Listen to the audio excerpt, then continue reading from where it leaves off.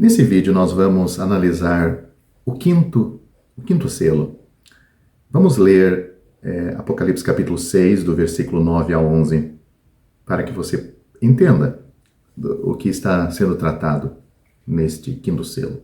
Note: e havendo aberto o quinto selo, vi debaixo do altar as almas dos que foram mortos por amor da palavra de Deus e por amor do testemunho que deram. E clamavam com grande voz, dizendo: até quando, ó verdadeiro e santo dominador, não julgas e vingas o nosso sangue dos que habitam sobre a terra? E foram dadas a cada um foram dados a cada um uma comprida vestes brancas, e foi-lhes dito que repousasse ainda um pouco de tempo, até que também se completasse o número dos seus conservos e seus irmãos, que haviam de ser mortos como eles foram. Então, como eu disse, essas palavras estão em Apocalipse capítulo 6, do versículo 9 a 11. Analisando o versículo 9, primeiramente, vemos que os 7 selos são divididos em 2 grupos de 4 e 3. Uma característica que seria repetida nas 7 trombetas e nas 7 taças. Os 3 primeiros selos são relacionados com os 4 seres viventes que, quando os selos foram abertos pelo Cordeiro, chamaram os cavaleiros para se apresentarem. O quinto selo é surpreendentemente diferente. Este mostra a João um altar no céu, debaixo do qual estão as almas dos mártires. A ideia do céu ser o templo de Deus é um tema das Escrituras. Note, por exemplo, Hebreus capítulo 2, versículo 20, e será desenvolvido mais tarde neste livro do Apocalipse, no capítulo 11, versículo 19, no capítulo 15, versículo 5 e no capítulo 16, versículo 17. O altar não é identificado como o altar de bronze do sacrifício ou o altar de ouro para incenso, mas a menção de sangue no clamor dos mártires e também a expressão debaixo do altar sugere que seja um altar de sacrifício. O olhar de João é atraído ao lugar onde o sangue das vítimas sacrificiais teriam sido derramado. Por exemplo, derramado debaixo do altar, por exemplo, em Êxodo capítulo 29, versículo 12, e Levítico capítulo 4, versículo 7. O derramar do sangue indica a conclusão do sacrifício e significava que uma vida havia sido oferecida. Levítico capítulo 17, versículo 11 é um exemplo disto. Ao invés de sangue, João vê almas, e o fato de que estão debaixo do altar é uma forma simbólica de dizer que, do ponto de vista celestial, suas mortes precoces são vistas como um sacrifício sobre o altar de Deus. Estes santos haviam morrido por causa da palavra de Deus. No contexto, isso significa a fidelidade deles à verdade, por causa do seu testemunho. Embora isto inclua o testemunho que deram a Cristo, a principal ênfase do verbo no grego, que nós temos aí traduzido por deram, na versão corrigida, e traduzida por sustentavam na versão atualizada, e também mantinham na versão brasileira. São várias traduções de Bíblias, a corrigida, atualizada e a versão brasileira. Então, essa tradução e esta palavra é o testemunho que receberam de Cristo, como no capítulo 12, versículo 17, e no capítulo 20, versículo 4. E a esse testemunho permaneceram fiéis. O fato de que eram mártires e haviam sofrido mortes violentas é indicado pelo verbo foram mortos. Esse verbo no grego indica uma morte violenta. O particípio deste mesmo verbo é usado em relação a Cristo também, no capítulo 5, versículo 6, que ele teve uma morte violenta. O que os homens haviam feito a Cristo, fizeram também aos que haviam permanecido fiéis ao testemunho recebido de Cristo. Dois fatos excluem a possibilidade destes santos pertencerem à era da Igreja. Primeiro, já foi demonstrado que a era da Igreja se encerrou no final do capítulo 3, com o arrebatamento dos santos, prefigurado no arrebatamento de João ao céu. Eu tratei disso em outro vídeo e outros vídeos também. Os 24 anciãos, como já temos visto em outro vídeo, são os representantes da Igreja no céu agora. Portanto, estes mártires devem ter sido mortos no período entre o arrebatamento da Igreja e o ponto central do período da tribulação, especificamente dos primeiros 3 anos e meio. Já vimos que o Senhor, no seu discurso do Monte das Oliveiras, mostrou que os santos sofreriam e morreriam neste tempo. Note o que ele diz. Então, vos hão de entregar para serdes atormentados, e matar-vos-ão, e sereis odiados de todas as gentes por causa do meu nome. Mateus capítulo 24, versículos 9 a 14. Cristo está se referindo a este período pós-igreja, pós o arrebatamento da igreja.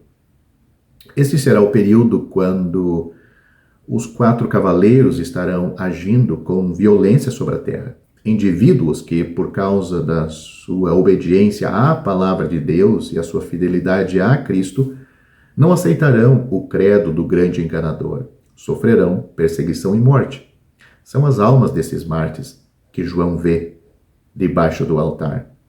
Como eles se tornaram cristãos, será visto no capítulo 7 e também em outro vídeo. Analisando o versículo 10 que nós lemos aí, o segundo fato a considerar que indica que estas almas não pertencem à era da igreja é que o seu clamor não é dirigida ao Pai, como somos ensinados e como vemos muitas vezes ensinado nas epístolas pastorais, nas epístolas temos esta palavra. O Pai de nosso Senhor Jesus. Com a intimidade do relacionamento familiar conhecido pelos cristãos da era da igreja. Eles não estão chamando de Pai. Eles clamam ao Senhor dominador, na versão corrigida, ou ao soberano Senhor, como está na versão atualizada. Este título indica posse e é usado em relação aos proprietários de escravos, por exemplo, em 1 Timóteo capítulo 6, versículo 1, 1 Pedro capítulo 2, versículo 18. Faz-nos lembrar dos Salmos e dos dias do Antigo Testamento em geral. Mas note o seu uso em Atos capítulo 4, versículo 24, onde os cristãos estão sendo perseguidos, e é mais apropriado para o tempo quando o evangelho eterno, que temos aí Apocalipse capítulo 14, versículo 6, será pregado, antecipando a volta do rei em glória. Não há dúvida que estes mártires pertencem à primeira metade do período da tribulação. O conteúdo da oração confirma esta conclusão. O clamor de Estevão, o primeiro mártir da era da igreja, foi o seguinte: Senhor, não lhes impute este pecado. Atos capítulo 7, versículo 60. Uma oração que seguiu o modelo do próprio Senhor, que orou: Pai, perdoa-lhes, porque não sabem o que fazem. Lucas capítulo 23, versículo 34. Durante a era da igreja, estes clamores têm soado vez após vez. O clamor aqui é bem diferente. Pede vingança imediata. O sangue destes mártires, como o sangue do justo Abel, em Gênesis capítulo 4, versículo 10, clama aos ouvidos daquele que é chamado verdadeiro e santo.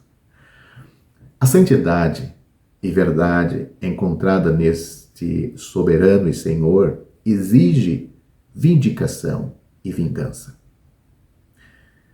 Imaculado e puro, ele não permitirá que a injustiça fique sem ser julgada. Não importa quanto tempo perdure a sua paciência para com os homens.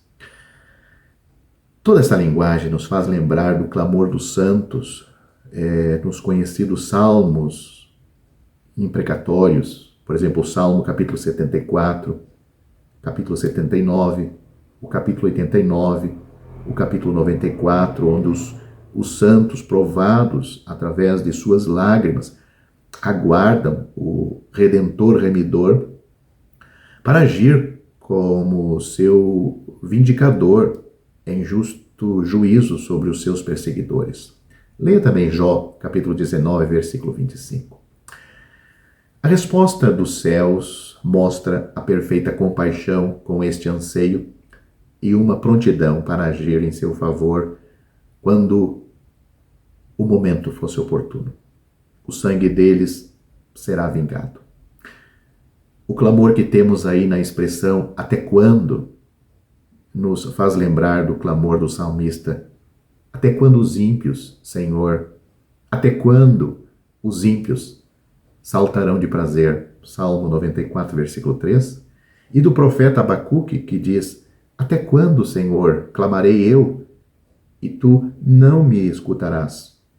Gritarei, violência, e não salvarás. Abacuque, capítulo 1, versículo 2. Estas almas não têm dúvida alguma quanto à sua vindicação e à vingança futura sobre seus inimigos, mas o anseio do seu coração recusa esperar mais. Julgar e vingar, as palavras que temos aí são dois lados da vindicação, que serão a função de Cristo quando ele retornar à terra, antes de estabelecer o seu reino aqui. Você pode ler um pouco desse assunto em Mateus capítulo 25, do versículo 31 a 46, palavras do próprio Senhor Jesus.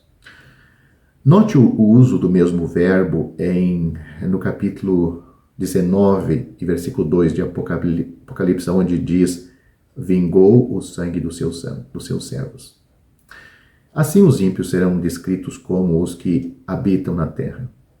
Eles são descritos aqui, né? Uma frase usada pela primeira vez no capítulo 3, versículo 10 de Apocalipse, que nas suas 12 ocorrências neste livro o torna uma expressão semitécnica para descrever os homens hostis a Deus e indica não mera localização física, mas identificação moral com uma classe de pessoas. Eles são os que rejeitam a verdade, ou seja, rejeitam a Cristo, aceitam a mentira do grande enganador, que nós temos visto no primeiro selo. Como consequência, eles se acomodaram na terra, fazendo dela seu lar, e odeiam intensamente todos os que confessam Cristo como Senhor e a esperança dos céus.